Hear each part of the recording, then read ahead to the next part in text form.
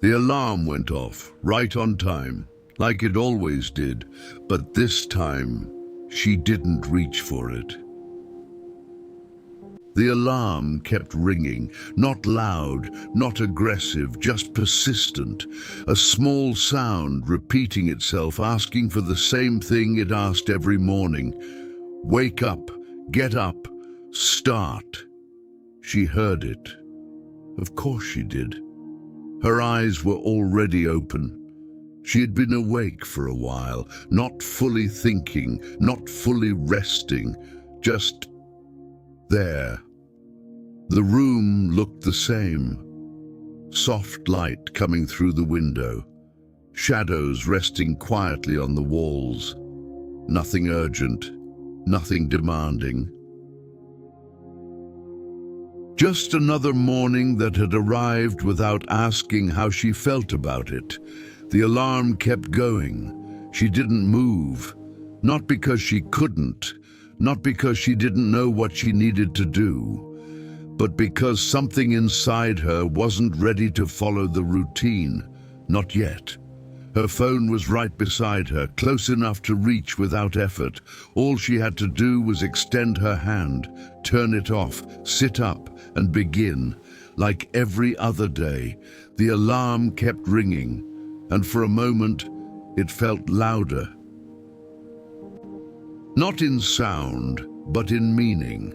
Because it wasn't just an alarm, it was a reminder of everything waiting outside that bed. Responsibilities, conversations, expectations, decisions, all of it. Waiting. She took a slow breath, her chest rising just slightly, then falling again, calm, but not peaceful, just heavy. The alarm kept going, and finally she reached for it. Her fingers moved slowly, not rushed, not automatic, deliberate, like she was aware of every small movement. She picked up the phone, looked at the screen. 7 a.m., same time, same start, every day. Her thumb hovered over the button. For a second, it felt like that small moment carried more weight than it should, because turning it off meant choosing something, choosing to begin, or choosing not to. The sound kept repeating. She pressed it. Silence. Immediate. Complete. The room returned to stillness, the kind of silence that feels louder after something stops. She held the phone in her hand for a moment longer, looking at nothing in particular, just holding it. Then slowly, she placed it back down, screen facing down this time, like she didn't want to see what came next. And then she didn't move. No sitting up, no stretching, no deep breath to prepare herself. Nothing.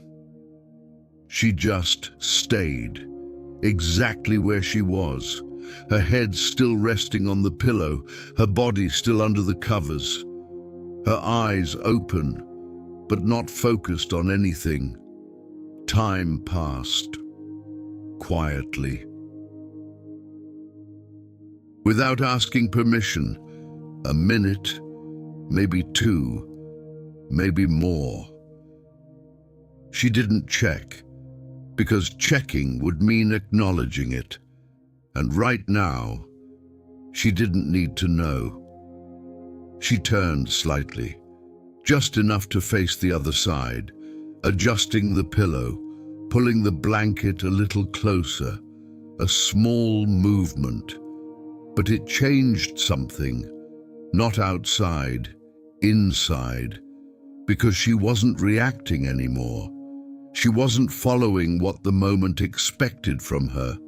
She was choosing, even if that choice looked like nothing. Even if from the outside it seemed like she was just lying there, she wasn't. She was pausing, and that pause felt different, not like avoidance, not like escape, just space.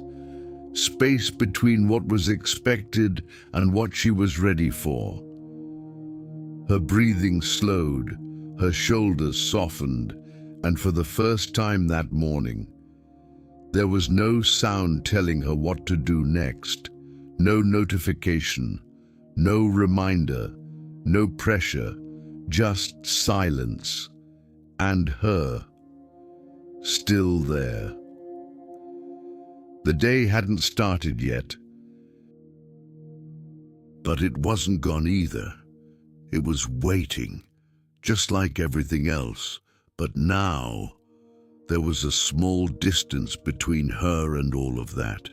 A distance she didn't have yesterday, a distance she didn't know she could create. She looked toward the window.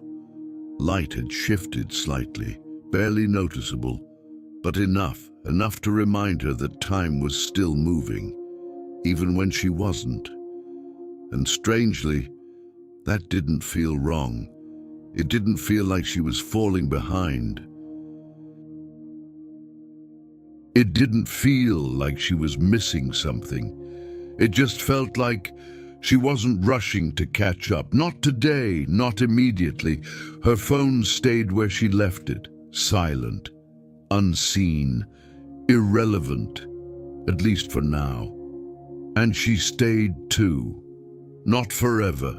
Not as a decision for the whole day, just for this moment, just long enough to feel it, to feel what it's like to not respond right away, to not obey the rhythm that usually controls everything, to not move just because something told her to.